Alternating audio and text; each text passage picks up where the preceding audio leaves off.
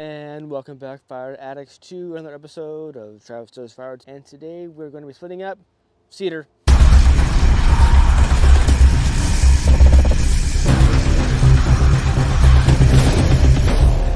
So yeah, I got this cedar a while ago. Came unexpectedly. I think this was a chip drop. I think this is the one that it was like no notification type thing, and they dropped it within minutes of calling me. And I told them where to drop it, and they dropped it in front of my wife's vehicle, and it didn't make sense to me. But anyway, I processed that because it was in my driveway, in my way, and my wife couldn't get in and out of the driveway with her car. So I quickly got it out of there and down the hill, and now it's sitting in my backyard for several months, and it's just in the way. That, and I'm low on dry cedar to make kindling. And kindling at the firewood stand is a pretty good seller, but how I process the cedar for kindling and then firewood is how I process cedar to do a pre-staging for kindling. I had done this before on my channel, but I will show it to you again. So let's get to splitting.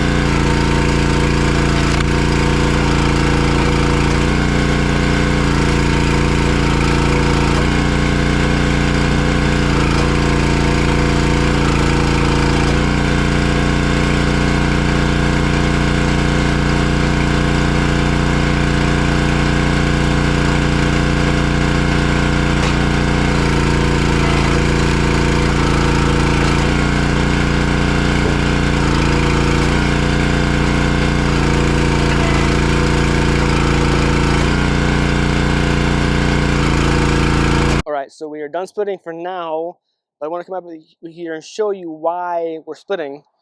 I have one bag of premium cedar kindling left at the stand, and behind it, you can see, behind it is where I have my $5 non-premium cedar kindling, and that's gone. So I have one. So I need to split more I'll show you why in a second. All right, so I'm in my backyard at one of my wood shelters, and this is what I have left of my pre-staged cedar kindling. I'm calling slabs, okay? So they're thin, they're stacked, and these are dry, so these are ready to be split, made into kindling. But I only have like a little bit left. So this I can split up, and this will be my next round of cedar kindling. And I want slabs to go in here. So after I get this stuff split and made into kindling ready to be bagged or bundled, then I'll put what I just split in here, because I don't want to bury stuff that's dry on top of, in front of stuff that is wet or unseasoned. So there's a little bit left in here, and I'll set this up next, but let's go over what I just split. All right, here it is. Not too much, but just enough. I didn't bring out JD because it was a downpour earlier, and I figured that I didn't want to get that wet as opposed to my wheelbarrow, so that's that. Anyway, so we have 2 wheelbarrows, 1 and 2 of shorties. These are going to be cookies. This is going to be my cedar chunks.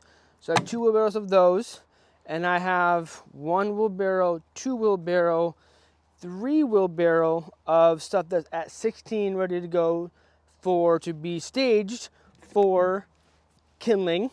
And then I had some long pieces that I'm gonna go into the bonfire rack that's gonna be dried, that are thrown right there.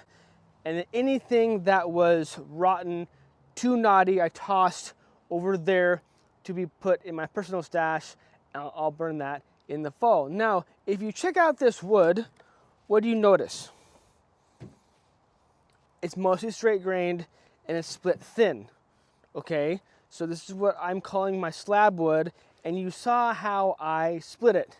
I want as thin as possible so it will dry as fast as possible so I can get this split down after when it's dry in the kindling. Now, I could spend the time and go directly from Champion to my kinetic splitter to make kindling, but I don't want, it's a few stage process to go from round to kindling, either bagged or bundled. And this is stage number 3 maybe part C of the whole thing, and that's making slab-like looking pieces ready to be stacked, ready to be dried out to be kindling. Now, I only split kindling or the cedar down to kindling when it's dry. I could do when it's wet. It's just I haven't done that yet because I do in stages like I mentioned. Now, all this wood here, if I saw a knot or if it was twisted, my personal pile. If there was anything too much bark, in personal pile. All this stuff here is more or less ready to go for steam, either for premium or non-premium cedar kindling bags or bundles. And that's what we have here. Now, I'm getting better, as I do this each time, I'm getting better and better at making my splits thinner and thinner, and making sure that I can kind of weed out some of the wood that I don't want to be kindling or don't feel comfortable with. Granted, I have 2 categories, my premium and my non-premium, so I have some wiggle room there. But anything that is not looking good, tossing in personal pile, get rid of it. And we'll make sure that the lengths are pretty much uniform as well. So there's too long, bonfire wood, too short, cedar chunk wood. At 16, rock and roll, we're making kindling. So now that we have this ready to go, that is all split up. Let's cool down the Champion. Now let's bring out the Timber Champ and make some kindling because we are low.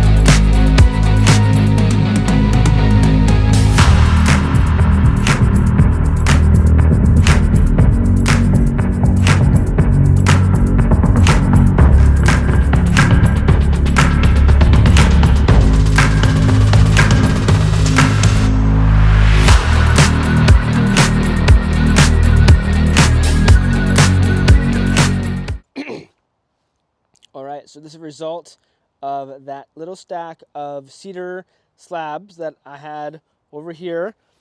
That is all split up, ready to go. So now it's time to transport what we split with the Champion over to where this wood was stacked. Do it.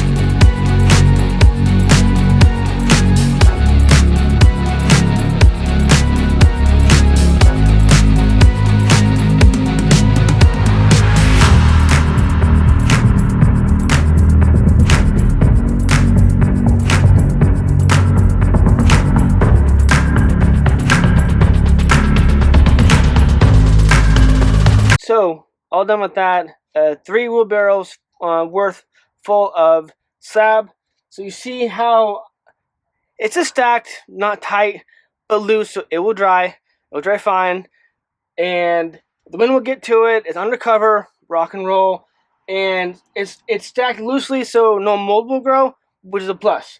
Now, most of these are thin enough where they'll dry fast. And then I go from here all the way to the Timber Champ and make kindling. So from start to finish, rounds or chunks to slab, and then you saw me go from slab to kindling. So I showed this before on my channel, but I wanted to show you again in terms of from start to finish cedar, and I love cedar. Mr. Cedar here, Mr. Cottonwood, and Mr. Cedar, this guy right here. So, and I think that this is worth it. Now, I mentioned before, so when I was splitting, I was kind of taking what was next to me and not having the pile fall down. But as I mentioned before, some of those chunks, some of those rounds were not at 16. They were either under 16, maybe 14, maybe 13, or over 16, maybe at 17 or 18. And I want kindling, I want it to look good, I want it to be uniform. So whatever was at 16, made a slab. Whatever was shorter, I made the chunks. Whatever was longer, I made into bonfire wood. So granted, if you get tree service wood and you sell firewood, you don't have to always sell a cord of firewood and things are going to be all over the place in terms of lengths. If you have shorter pieces, sell them at shorter pieces. Put them in a different stack, put them in a different pile. If you have longer pieces, either take the time to buck them up at 16 or sell them as larger pieces. Maybe people in your area have outdoor boilers and they can accept larger chunks. Set them aside, have a different stack or pile for the longer pieces and sell them as boiler wood and maybe up the price a little bit because you get more wood, more volume for your money. It is what it is. So you can do that. Don't accept tree service wood and accept to yourself that you're going to sell lengths that are not at 16. Okay, 15, okay, 17, okay. But don't sell me a cord of firewood when the lengths are between 14 and 22 inches long. That just makes zero sense to me. If you get enough tree service wood and if you sell firewood, be picky. Be picky. Have different piles. Now, granted, you may not have the space. Have certain piles of species and lengths. Well, then maybe firewood should not be your bag. Maybe you should move on to a different side hustle because you need a yard to do firewood. And if you're going to sell quality firewood and now lengths are going to be all over the place, you need to have different piles, different stacks, of different lengths and different species perhaps. That's just my opinion. That's just my 2 cents. Let me know down in the comments if you have a different opinion than me or if you agree. But that's just my take on it. Anyway, so slabwood, cedar, kindling, rock and roll. I love cedar. So that's it for this episode. Thanks for tuning in. I appreciate it. Until next time, remember, life's short to be a prick, so be kind to one another. Rock and roll. Stay safe. Keep cutting. Cheers.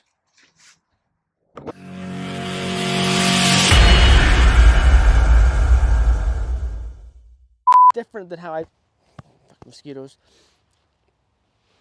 in was